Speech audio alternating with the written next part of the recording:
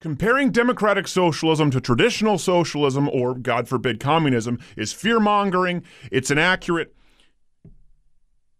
Well, it's actually pretty reasonable. We need to unite and work together if we're all going to get through this. Sounds like socialism to me. Democratic socialism.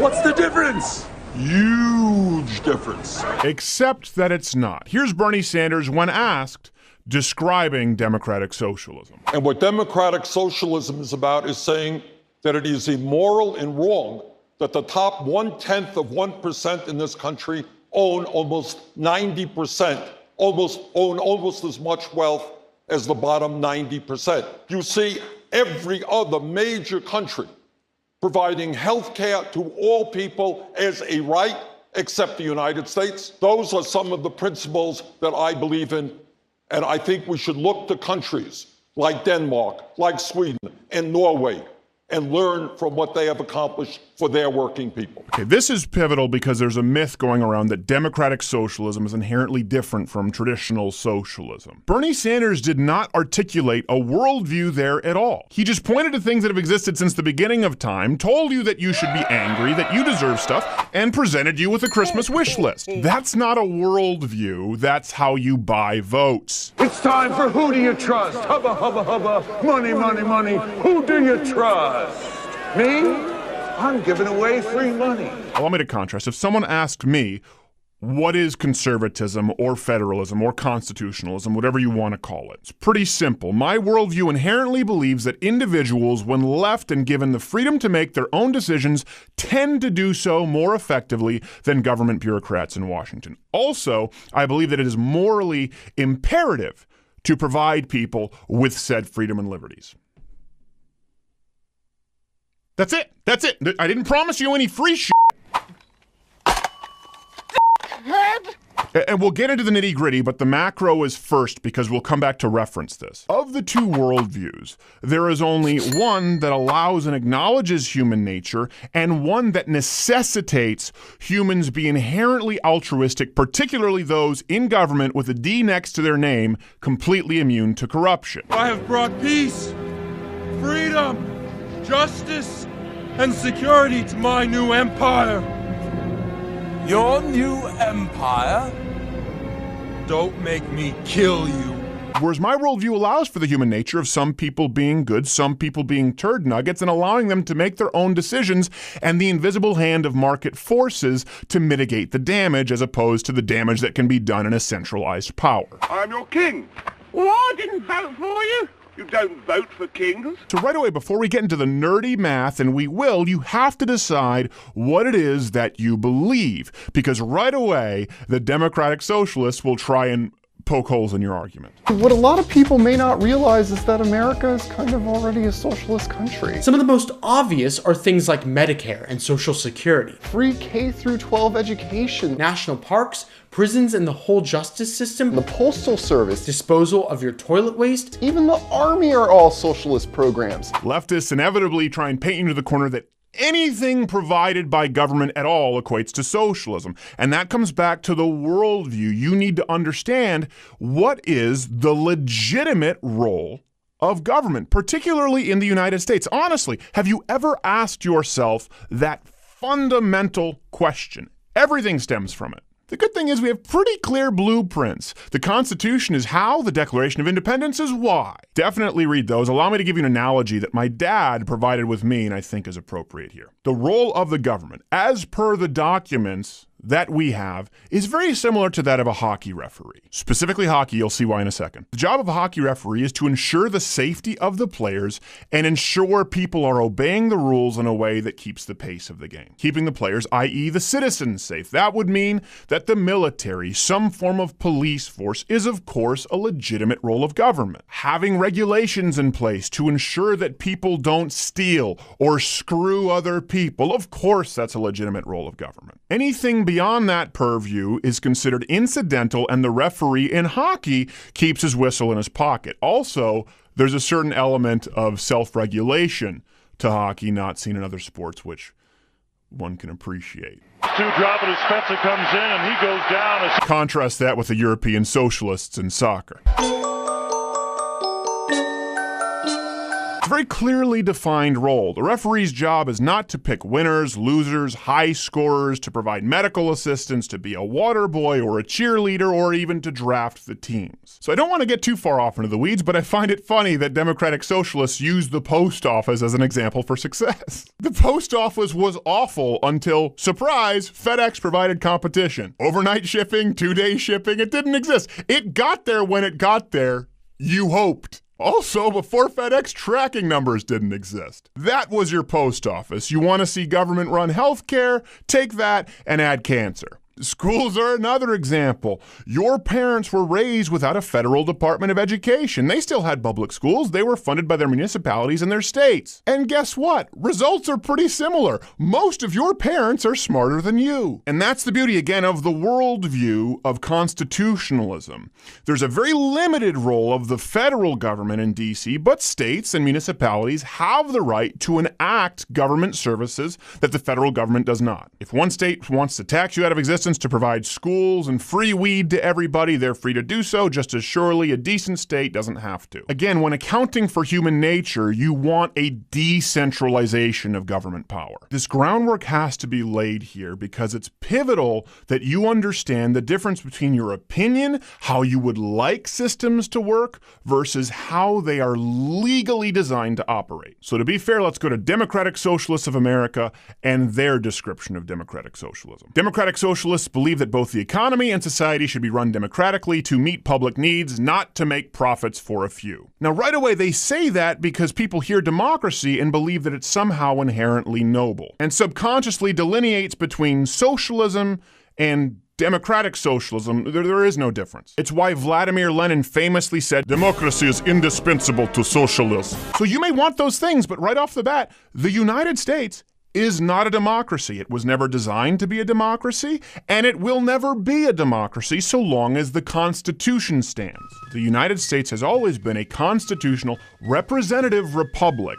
Why, and how's it different? Because the founding fathers understood that for freedom to be maintained, it was pivotal that the rights of the minority were not entirely beholden to the ever-changing will of the majority. See, pure democracy sounds nice, but in reality, it's mob rule, which is why it inevitably collapses. Again, you're not accounting for human nature. If everyone has a vote, they're going to vote in their own self-interest, and the mob will vote to take stuff from the minority. I want, me, mine, now.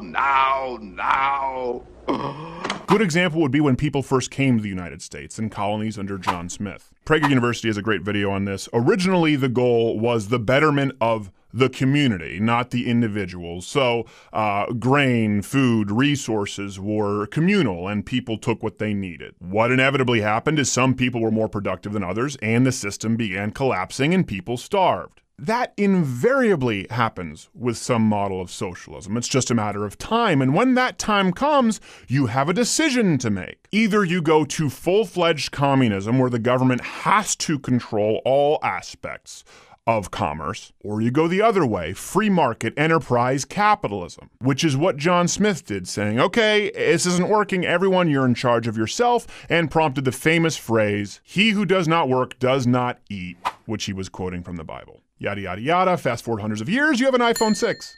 Again, human nature. If you yoke yaks, if you yoke 2 yaks or a few yaks, I don't know how many can you yoke? They yoke yaks. I don't think they yoke yaks. I think they yoke yaks. They yoked a yak. Oh. If you yoke them together, they are going to move as fast as the slowest yak. Centralized forms of government do this. They pull people back. They're incapable of pulling people forward. Which is why Lenin famously said of socialism, "The goal of socialism is communism."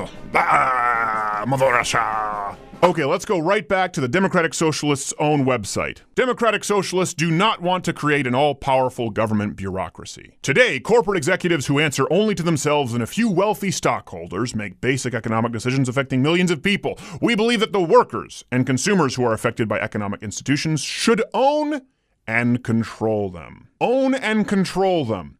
And how are you going to do that, Democratic Socialists? damn it. Important to note right off the bat, most businesses are not helmed by millionaires. Most of them are small businesses. By the way, who's most affected by said economic institution or business? Maybe instead of just the worker, could it possibly be, I don't know, the business owner who incurred all of the investment and risk? Yet according to the Democratic Socialists' own website, all of that control should be given over to the worker. Why? Because they said so. Who's going to do it? The government bureaucracy that they just promised wouldn't happen. Little known fact, it's going to be done at gunpoint. That's what government does. That's what taxes are. You give us this, or men with guns come and take you away. You are one first-class idiot. Oh, really? You may not like Walmart's wages, but when was the last time they gangster punked you? Moreover, the fall of communism should not blind us to injustices at home. We cannot allow all radicalism to be dismissed as communist. That suppression of dissent and diversity undermines America's ability to live up to its promise of equality of opportunity, not to mention the freedoms of speech and assembly. Okay, here's just the point where I'll ask you to point me to any socialist government that allows for freedom of speech. In the short term, we can't eliminate private corporations, but we can bring them under greater democratic control. The government could use regulations and tax incentives to encourage companies to act in the public interest. Key detail here, in the short term, we can't eliminate private corporations, which would imply, in the long term, the goal is to eliminate private corporations. That sounds familiar. The way to crush the bourgeoisie is to grind them between the millstones of taxation and inflation.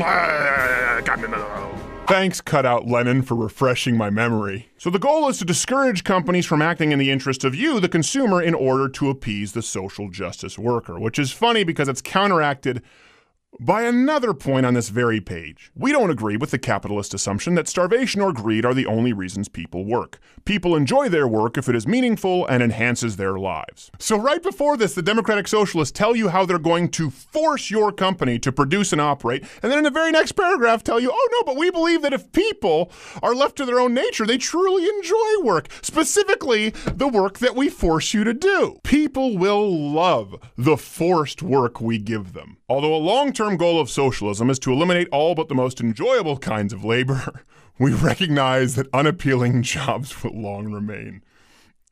Is there anything more leftist social justice warrior entitled millennial than wanting to eliminate all the icky jobs? Jobs like septic cleaning, trash man, snow removal, basically any high-paying skilled job that millennials refuse to do as they pursue their 8-year degree in gender studies. These tasks would be spread among as many people as possible, rather than distributed on the basis of class, race, ethnicity, or gender as they are under capitalism. Rather than distributed on the basis of race, class, ethnicity, what? Nothing is distributed under capitalism. Nobody says, I need this trash picked up. You, black man, do this. Also, I won't pay you. Hey, f*** your mama. Thank you very much. That's the beauty of free enterprise. Not only does it create a truly free market of ideas, goods, and services, but jobs for people who are willing to perform those jobs if people are willing to pay them for it. No government force required, which brings us to the linchpin. Although no country has fully instituted democratic socialism, the socialist parties and labor movements of other countries have won many victories for their people.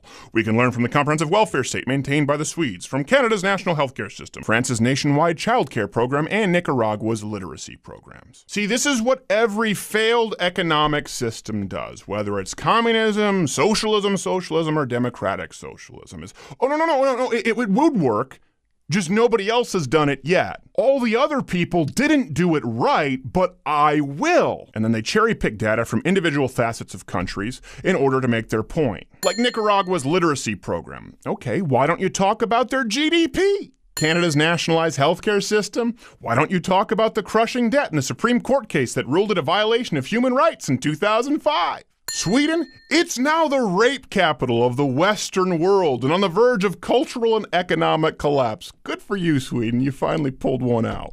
Oh, but that's right. The failsafe is these places weren't real democratic socialism. Not like these people want to do. We just have to trust them. Speaking of trust, let's move to some of the most notorious supporters of democratic socialism. Noted neurosurgeons at the Young Turks. And so many people who would really benefit from his policy ideas are against him because they've bought into the Bernie Sanders fear-mongering. Oh, she said fear-mongering. Drink. Trigger warning. If you play that game, you're going to get hammered. They hear the word socialist without really understanding what it means. Why is it that the middle class and the working class pays a higher percentage of their taxable income to the federal government, and then you have these massive multinational corporations not paying anything in taxes? Because you're comparing corporations versus individual income? Couple of things here. Under Bernie Sanders, noted Democratic socialist, the middle class would pay more. A lot more. Yeah, if you're making $50,000 a year, you'd be paying over $5,000 more a year, so there's that. I know, some of you are saying, but we'll get free health care in college. Again, if you believe that everyone in government is beyond corruption and those things will happen efficiently. Again, let's go back to the analogy, health care. Like the post office, only add cancer. College, this goes back to the worldview. What if I don't want to go to college? What if someone decides, again, human nature, out of their own free will to take that job cleaning septic tanks that millennials refuse to do and he gets paid well? Why should he be taxed more to fund your decision to college? There's the practical and there's the moral. But back to the rocket scientists at the Young Turks. The whole reason for lower corporate tax rates is to avoid punishing the umbrella so that it has more money to give out to individuals, which, ironically enough, are now taxed at a higher rate. So what do you think happens if you tax these corporations, these umbrellas, more? Are they going to take it on the chin? Or fire employees and pay them less? Yes, we have the highest corporate tax rate of any developed country, but when you consider the deductions and the loopholes, we have the lowest. Wait, which party is it, again, that wants to do away with complicated tax codes and loopholes? Is it? Someone get me a reference. Free market means that the rich people rig the market in their favor. No, it does not. It's actually rigged by people like Hillary Clinton, Barack Obama, or would-be Bernie Sanders, big government bureaucrats who get to legally determine how the system operates. Again, democratic socialism necessitates trust that all of these people are beyond corruption and will do what's right for you. Which is why when we're in the middle of economic boom times, which we are right now, corporations are making record profits. Wall Street is at record highs. Right off the bat, this goes back to a worldview. Wall Street at record highs.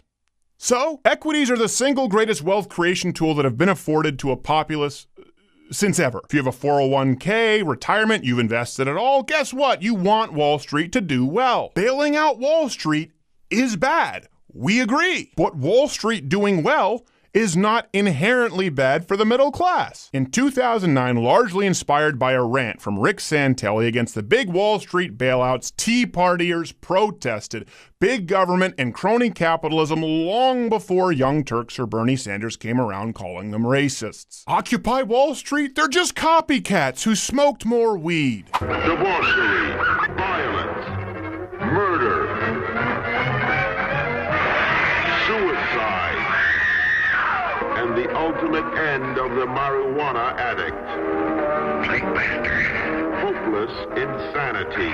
They rig that system so that you don't get the benefit of your labor. So even though you're working harder, producing more, you don't get to benefit. You don't get to, you don't get any of that money. Okay, democratic socialists, let's fix that. How about the middle class, the middle tier workers tie their job entirely based to performance. Go. You want them to benefit from their labor proportionally to the corporation? Okay, now all of those employees, just like the top earners in a down year, get nothing and have to fund all of those bleak years out of their own pockets. But if the company is successful enough to do well, despite the fact that 80% of businesses fail, the employees get paid handsomely. Oh, that's right. Unions have opposed that for decades. Better teachers should be paid more, bad teachers less. Now, okay, American auto workers, you'll get paid more when our reliability ratings go up and sales go through the roof. Now, see, the reason employees are paid less and the reason for this contract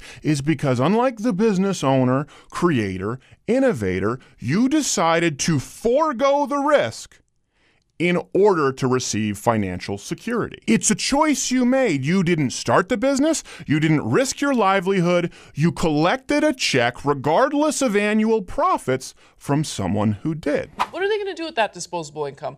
Are they going to do what millionaires and billionaires in the United States are doing, where they just kind of hoard it and they put it in either an overseas account or in a U.S. account and just kind of sit on it? This is so beyond stupid it defies reason. How do you think millionaires and billionaires got to be that way? By keeping a pile of gold like Scrooge McDuck? No. The only way to become financially successful in a true free enterprise system is through investment and willingness to incur risk. They're going to go out there and spend the money. They're going to buy cars. They're going to, fortunately, hopefully one day, for people like me, buy a house, right? Yeah. They're going to actually go into the economy and they're going to spend that money. They're going to go out to eat. They're going to go out to malls and buy gifts during Christmas time. Whatever it is, they spend that money, and that's what stimulates the economy. And when people are buying companies are kind of forced to hire more people so they can deal with the demand, okay? But if we're dealing with a situation where people don't have disposable income, they're not going to go out there and spend anything. Yes! Yes! That's what I'm talking about! Young Turks with a grasp on basic economics. You're getting it. That's exactly it. Create an environment where there are more jobs and goods and services can be provided at an affordable market price. It's what Adam Smith referred to as the invisible hand, the market that set prices in demand. So you're catching on, as you said, with lower taxation, less government red tape, putting money back in the pockets of the consumer. I'm proud of you. You're being robbed, not by socialists, but by the established economic system that we've got in America right now. If